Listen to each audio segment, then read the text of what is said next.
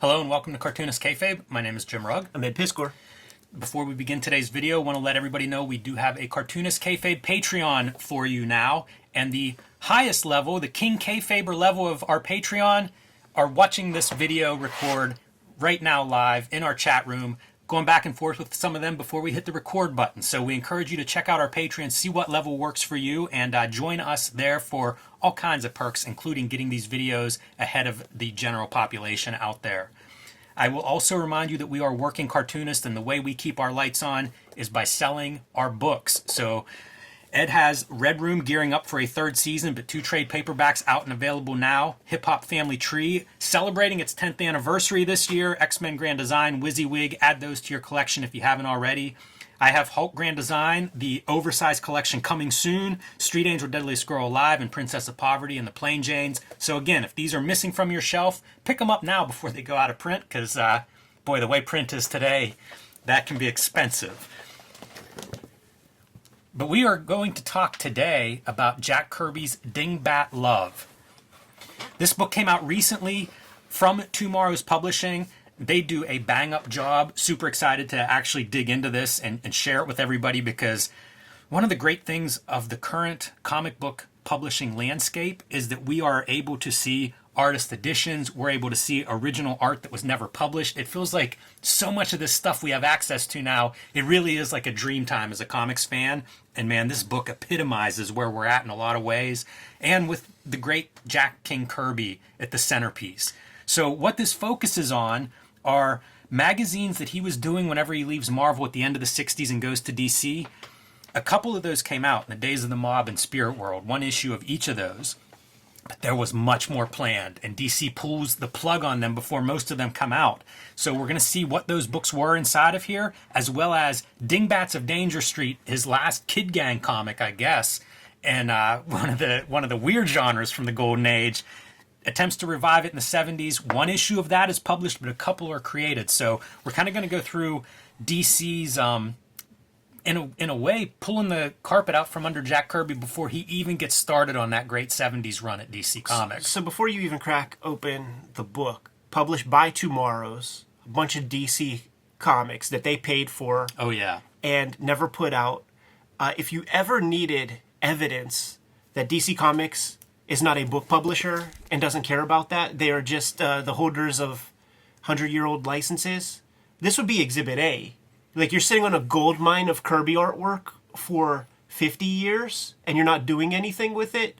It's shameful. It's unbelievable when you phrase it that way. To think that they have this in their inventory, and they haven't figured out a way to publish it themselves. Yeah, and they couldn't be bothered. You know, It's they licensed it out to Tomorrow's. You see right on this cover what we're going to see inside, which is a range from, like, pencils to the original art with inks to the colored, ready-to-publish version.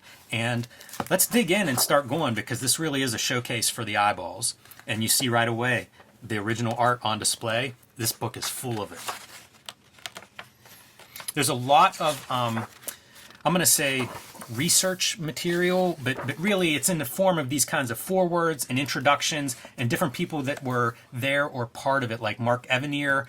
You often see him whenever it comes time to talk about Kirby. He was a longtime assistant with Kirby when Kirby moves to the West Coast. Mike Royer has some words in here. So, you really get a sense of what's going on and how did these books come together and what was the plan. Yeah. So, for instance, one of the books in here is called I think it's called Soul Love. I'm not sure if they actually figured out a final name for it because it was never published.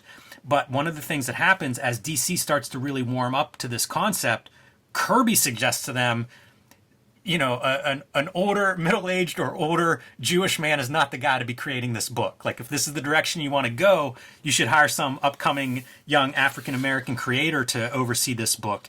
And it kind of speaks to the disorganization behind the scenes of DC, which is what's described in here, as to how you do complete issues that are then just pushed aside, never published, complete loss of money. Goofy. And part of this book, half of it focuses on soul love and true divorce tales. So we're going to look at Ladies Man, an article on some of the characters, the women characters that Jack Kirby created and kind of what his ability was in that front. And, a couple of the great Fourth World characters, Big Barda here and Granny Goodness. You know what? It's also worth mentioning these Tomorrow's books, they are constructed by completely dedicated people who try to get as deep in the subject matter as possible. I think that most of that stuff, there's licenses involved, and those licenses often do not get re-upped. So there are books out there like the Kimoda book about Miracle Man, very expensive now. There's one on the Image Revolution, very expensive now. So these are very finite books. They pretty much get one printing, and then they go away, and Tomorrow's just keeps the train rocking. So if there's any inkling that you want or need this book, you have to get it because That's very true. It'll be very expensive this time next year, maybe. Yeah. This is still available, but definitely won't be for long, probably. And you can see the cool pieces that they put together. Like you talk about Tomorrow's being kind of fans and researchers. They have to gather this artwork up, and in some cases, they don't get it all. It's really like a scavenger hunt trying to find copies of this stuff and see what exists. But I love something like this where it's True Life Divorce, issue 1, handwritten table of contents. Like this really is like the mock-up of the idea for this series. And the idea was to do a series of magazines that would be sold to, in Kirby's words, he was trying to get new readers, different readers. I love the idea of True Life Divorce. Anybody that's unfamiliar with Kirby's history invented the romance comics that sold in giant numbers in the golden age. So you come back 20 years later, True Life Divorce. Now his ideal vision was that he was going to get guys to come in like John Romita Sr., these guys who had a history of romance comics under their belt, but now everybody's older. Maybe you have a good marriage, but you know people that don't. And let's tell these divorce tales, man. I think it's a brilliant idea. So the first story that you see here, and it would have been an anthology type series, several stories per issue, and that's what we're going to get. So in this first one, you're seeing reproduction of the pencils, which Kirby starts doing in the 70s. My bad. And thank goodness for him getting a photocopier and having so much of this preserved. If you guys read the Kirby Collector, you'll often see a lot of this work. Such tight pencils. I remember the first time I got a Kirby's Collector and was like, wait a minute. When he's drawing 8 pages a day or something, I was expecting like almost Harvey Pekar kind of stick figures and loose. And then you would see these pencils and everything's drawn. It's all there. But you gotta love that technology and that Kirby had access to make photocopies of all this stuff. Yeah, it's true. These are great. But you see, again, when did they pull when does DC editorial decide they're not going to do this? Like some of these stories, this was done at the time. This was not something Tomorrow's commissioned. It says a lot about Mike Royer's process if he is, in fact, the inker. This might be Coletta. And Royer and D. Bruce Berry are all represented in this volume. Right. And I think this is Coletta, probably. Getting those faces in first. I love seeing, though, where do you start? What are you starting with on your pages? Because everybody's a little different in that front. But it's also neat to me that Kirby was writing these comics directly on the pages. And he just knew the exact point size because his balloons would just be traced. Like the lettering always fit in there. And it was always oriented pretty well. I also love this stuff that you're going to see throughout here. I hate to say it's like Kirby trying to do fashion, but he's so good at figuring out put a pattern on a dress or on a couch or something. Kirby tech. Kirby tech on a dress. It is like Kirby tech. I've seen dresses like that. Yeah, it doesn't. I mean, that certainly doesn't seem out of place. Although they do talk about some of this stuff where, the Kirby Fourth World kind of language. Pretty weird if it's like young people dating or something. Sometimes it's very odd. I mean, Jimmy Olsen, man, talk about marijuana cigarettes or something like that. This story, the model, you see an African-American woman as your main character here. This is what launches Soul Love. DC gets this in and looks at it and is like, oh yeah, we could go in this direction. And I don't know if that's a reflection of things like blaxploitation would have been, coming on at that point, or what made them think that was a good direction to go. Seems like a brilliant direction, but also seems like ahead of DC. I don't think of DC editorial as being that brilliant when it's like, let's try we've got a new audience here, a potential new book. Yeah, that along with the divorce thing, it's very, very timely, where there's less of a stigma on divorce and things like that. So you could explore that, and civil rights stuff happen, just prior to this. Man, this is almost Kirby. I feel like a self-portrait here of this guy. This is an older man hooking up with a younger woman. And they talk a little bit in some of the extra materials in the book about Kirby's ability to draw beautiful women, because sometimes he's drawing warrior women, you know, like he has a wide range of that. And I feel like this is your kind of your classic Hollywood starlet type. It's as beautiful as it gets when it comes to Kirby. We'll put it that way. And the story in this one, The Other Woman, is this older man who's longtime love versus the younger. There's a pattern with all that divorce shit. It's like you put a couple extra lines under the eyes of the lady who's going to be getting cheated on or left. That's right. We have a ongoing character who was going to work through the true life divorce, and this mascot was going to be like a marriage counselor. He's the crypt keeper of Yes. the divorce comic. And just look at that. That's a shady fella, man. Like he's sneaking in the cut. He sees the chink in the armor. He's banging all your wives. It made me think of the professor in Weapon X. These were just extra pages. There was like a 3-page story at the back. Not sure exactly how this magazine was going to shape up. Again, it didn't make it to that point. So what you ended up with, if you're putting this book together by Tomorrow's, is you've got these short stories and exactly how they were planned or how they would fit together in publication. It's not known. You know, a lot of this information, Kirby worked fast, and a lot of this information, it's just not around anymore. You know, it went to the grave with him in a lot of cases. But as a fan, what you get to see here is pencils versus Mike Royer doing your inks. So you get that comparison, which I always enjoyed too. You know, Royer, the inker that I probably most connect to with Kirby work, because that was the stuff I could afford when I started buying Jack Kirby work, and I love it. You know, I think he's regarded as the guy who was most close to the Kirby pencils in terms of fidelity. You know, whether that makes him your favorite Kirby inker or not, you definitely get to see him preserving a lot of the Kirby marks, translating them to ink. And I always love this kind of stuff where it's like all the backgrounds, you know, you think of Kirby as bombast and action, but he drew everything. Oh, yeah. And he knows what to put in a room to make it feel like it should. Yeah. And again, your true life divorce host. Sneaking in the cut, man. He's got the body count. All right, so getting into some background now on Soul Romance. This is another piece that makes these books valuable. My other dude, man, there's only two cartoonists from Homestead, PA, me and Matt Baker. Nice. The creator of Headlight Comics. Yeah, and you get this history. You know, you get a history of some Matt Baker stuff and speculation as to whether he and Kirby knew each other personally. Oh, that's interesting. Around this time, he's working in Coletta's studio, so they probably at least knew of each other. You also get some history on Black Comics and what had been going on up to, say, 1970 or 1971, what had been published. And obviously, you know, not a lot.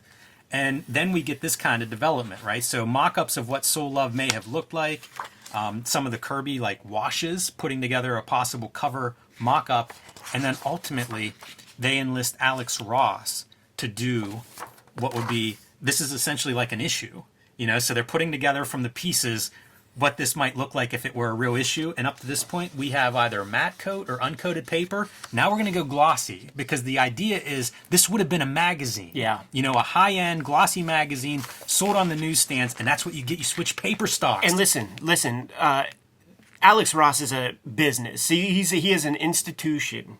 He did not get paid commensurate to what he can charge for this piece in his Tomorrow's book. That speaks to his love of the material, to his relationship with the Tomorrow's guys, to do this kind of thing.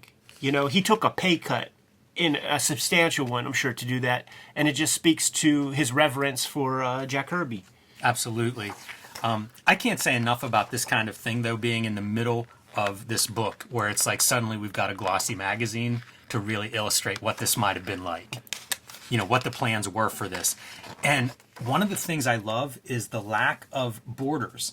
It almost feels like animation, cell animation at times, the way this color is laid down. And I know we talk a ton about color, and this is one of those places where coloring Kirby, and especially on gloss paper, what a challenge that is. Yeah. They're using gradations and things in backgrounds, but then like flat colors on the figures, and I think the figures, it works really well. the backgrounds, it works in some spots better than others, I would say. But I do think that's a challenge that a lot of people face making comics, is figuring out how to do color well. I actually love these gradations of like the blue on the red. I think that's a really bold choice, and it works for me. I would not expect to like this, but I do. And I like it more than like maybe the purple-orange combo. It may just be the blue and red that speaks to me. But it's so interesting to kind of like see like, how do you color something like that today with all the colors that we have? It would never be done in gray. Like an old Kirby comic would never be colored with those kind of colors right there. So Almost looks like a collage, you know, to go with the gray and then have like the flat purple. right, like it's a photo stat. Yeah. Yeah. So I like those things. Like, to me, that's a happy accident that I might play with, you know, if I were going to try to color with this kind of approach. But it makes me think that the color palette, you know, I think you've got to limit your color palette. Yeah, this shit is. You need to enlist some better help, I think, man. Yeah, this is more of that almost like the collage feeling where like your background feels like you're pulling it out of something else and pasting those figures in the foreground. Yeah. I love the texture on her sweater. Well, what's your opinion on it? This works for me as a collage. I don't love it here. You know, it really is like a panel by panel piece. And I think sometimes it works. Like this gradation, I don't care for, but I can see why you would do it, because you want that point of interest. It'd be the equivalent if this were a light colored panel of putting a black spot in the middle. Yeah. But here in this case, you're putting a light spot, and it is where you want to go. So I get it. Not quite there for me, but interesting. It's certainly an approach to color that I haven't seen very often, and would build on this approach to color. And who knows, might build on it in upcoming projects. Look at this, even like a slick ad. This was one of the things that Kirby envisioned in this series of magazines, and they talk about in some of the ancillary material. DC had no outlet for this. Like, they had no method of selling ads to high-end advertisers, which is crazy to think of. Like, they're, I don't know, 2 blocks from Madison Avenue. Right. But also, like, aren't there like sales mechanisms for that? Aren't there people that would specialize? Like, if you were going to do a line of glossy magazines, like, hire somebody, even if it's freelance, as like your advertising liaison, if you're really going to try to make this move. Yeah. You know, to just outright say we can't do that, that doesn't work for me. That does not work for me. So disappointing. Yeah, that does not work for me, because it's like you ain't even trying. The most successful cartoonist in comics at this time period. He shows up with these ideas, and instead of figuring out a way to like make this work, you just go, we don't know how to sell high end advertising. Yeah, a lot of laziness for sure in the jobs of. How about this for a totally different approach to color now? You know, like this is all bright saturated pieces in this story. This piece reminds me of his original Young Romance, where it's like the collage, you know, the sculpture guy. Mm-hmm. Yeah. And then, you know, your ads. This is so cool to see this as like a real magazine setup, where like these are the ads for Spirit World and in the Days of the Mob that actually were published. Yeah, we got a video on this one. And DC did books on both of these where they include the extra material that they paid for but did not end up publishing. And again, you'd have some editorial in your magazine. That was something that is noted that Kirby had in mind, is that you would have some text pieces in here. This is the original art is on your inside, on the end pages of this volume. The way he can make a 4-panel page sing, dude, it's such an odd composition. You know, it's skinny and tall. Does a lot of these 4-page panel. This period of time he was doing that. It looks good in the magazine format. You know, like I feel like you could sell this easier to a non-comics reader because it's pretty simple to understand how to follow it. Yeah. And I think if you worked on this style, it also lends itself to illustration. You know, it's almost like same images. And I think that could have been interesting if you'd have seen a couple of issues worth of really working and thinking this way. Interesting spotting of black here. Right, just breaking things up. Almost abstract. Mm-hmm. You know, you can see again the whole plan: Dracula Forever, True Life Divorce, Soul Love, The Real Face of War. Going to do war comics in this magazine format. So fascinating that it's James Warren that got the big two nervous and basically created a new market. Like before Jim Warren did it, those salespeople at Marvel and DC would be like, "Oh, we can't do magazines. Yeah, we can't do it. Like we don't have a mechanism for that. We do this size." You just got to prove them. You just got you got to be road tested, and then they'll glom on. And then you get to see a piece of original art reproduction, one of the stories.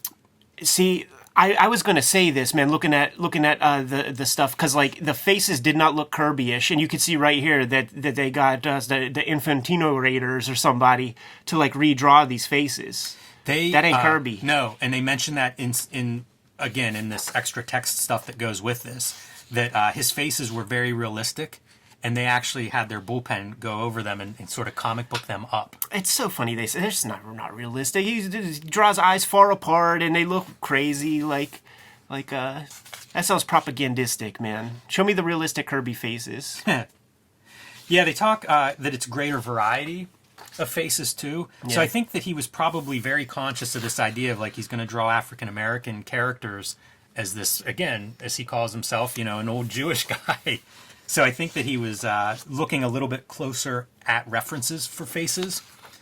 Talks about Ebony Magazine was something that I guess Mark Evanier would have been sent out to like, go get a clip of this for reference. Look, these are future episodes we need to do, Jimmy. Got this one on. We did this one. Got this one on the hook. That's a Joe Simon joint. Did we do this one? Because I like this comic a lot. I know I've thought Didn't do about Atlas doing it. either. Yeah. So this is your second half of the book is Dingbats of Danger Street. So now you get context of that and what was going on with that. And some of the stuff that he's drawing, like Cobra, these like one-off kind of throwaway type pieces. Boys Ranch, I think we got a video of that. I'm not sure if we put that out. Me and Tom. Yeah. Yeah, Boys Ranch is great. That one was reprinted in the 90s. Like, that's one of those I got hold of pretty early on. Yeah, we got an issue, though, like, because, that's Tom, dude, so Kirby's his guy. He gets those issues. All right, so there are 2 completed issues. Issues 2 and 3, I guess it would have been, of Dingbats of Danger Street. And, again, the deluxe version of this book, we've got foldouts, we've got original art being shown. By deluxe version, are you saying there's multiple versions of this, or it's deluxe in its production? Deluxe in its production. Okay. Like Tomorrow's really, I think, did a phenomenal job of putting this book together. Absolutely. Nice matte paper for this, because we're not going glossy magazine, we're going comic book. This is another one, though, where I look at the color and I think, like, why? Because this color doesn't do it for me. And it's almost flat, I mean, it is flat color. Sometimes they're using, like, a second shade. And I think it's getting away from the palette. Yeah. And it's, I think that's it. If I had to single out, like, what's the issue? Yeah, because once again, this would be like purples, probably, if it was in the comic. This is way more saturated, and there actually might be black in this. There's definitely black in this, which is never done, which is, like, against all rules set forth by the fucking Renaissance masters and shit. Also, you can see, well, maybe, I don't know if you can see it at home or not, but this looks like it's more of a photocopy. Yeah. Compared to, like, this is a really nice piece of art that they're using, but this one's a little bit beat up. Yeah. I like it because I like that smear of that lettering. It feels very Golden Age. Yeah, it might be something, too, like, color-wise, you just need a little more texture on the color. Yeah. To help it This integrate. This stuff you were talking about, man, that little 10% yellow, like, they need to read that, Jordan Crane, Ron Rigi, Dave Cho, Brian Ralph, Guide to Reproduction. Totally. It's the Bible. One of the interesting things with this Dingbats story is we get much more serious, heavy. That first issue is kind of fun and lively. This we're getting a little bit more serious, where our main character, we're getting an origin where this villain kills his family. And so when he comes back in contact with that guy, suddenly stakes are a little bit different than issue 1. Dude, can you imagine this? This would be like that one great Steranko splash for his one Captain America, where it's like each panel he's using every color that corresponded with like a purple in the old 64 colors and the blue, like using every blue, every red, every green. Like that's a version of that. It's such a striking whole page. I love Vengeance giant across the top. Yeah, loving all the eyes in the middle. Unmistakable Mike Royer lettering. Kirby playing around with these kind of panels at that time, which was real fun. It's a cool page. Busting up your panel borders like they aren't straight because this is flashback and color indicating, reinforcing that. So inspiring. It's really nice, and I like this first issue so much because it did feel like I don't know, a little bit of a throwback and maybe even, I don't want to say autobiographical, but anytime I see like urban streets in Kirby work, it makes me think of like Kirby childhood. Right. So kind of amazing that these things show up and that they exist. And again, let's look at what we're looking at here. pencils on your left, and then the inked and colored piece. This is going to be D. Bruce Berry on this third issue. Yeah. Mike Royer was on that previous one we just looked at. And this is like, this is the 70s. So it's like these thermal scan photostat. It's like pre-Xerox or something. Yeah, I don't know how they did it. Sometimes they look really good. Sometimes they're a little bit, grayed out, not as smooth. But they must have had to do the fold-outs. Like if you did one, for a 2-page spread, you must have had to do 2. Right. Or something. Because it's strange. Like this one doesn't make, it's not obvious why you would do a 2-page fold-out on here. So it's cool to have the comparison, nonetheless. Absolutely. And you get to see the pencil and the ink and color comparisons throughout this story, which again, just makes for a very, very nice book. I love this stuff. There's, I think, Pencils and Inks is one of the books that we looked at. Yeah. Of Kirby. Artisan edition. Yeah, that compares those two things. First issues of Demon, Commandy, and maybe OMAC. Yeah, it sounds right. So, if you missed out on that, because that's one of those books that went out of print and has skyrocketed in price. Yeah. This is a pretty nice consolation piece, because it does show a lot of his pencils, a lot of his inks, a lot of original art. And this is one of the pieces where like, I want it, I don't want the color. Like when I get to see the pencils next to it, like I'm not looking for that computer color of modern day. Like let me see that pencil and ink. I like seeing the D. Bruce Berry versus the Mike Royer. Absolutely. That you get a story from each one and you get to see their lettering and everything is really cool. The one nice thing of having the finished art next to the pencils is it does make it very readable. The more legible lettering. There's some veteran, like I was having a conversation, and he said that Kirby, about D. Bruce Berry's inking, said something like, the guy needs to work. Like I want the guy to have a job. Meaning he was not thrilled with the D. Bruce Berry inks, but he also did not want to fucking fire a guy. Sure. Yeah, I don't. He's not my favorite Kirby inker. Yeah. But like I say, in a thing like this, I feel like it's a really nice to have this side by side to see it in these different states, and it's always interesting to see like how somebody interprets this stuff. When I first started getting Kirby collectors, like I'd scan and print some of the pencils and ink them just for fun because they were so inviting, and you can kind of see it. Some of these pages make me want to, right?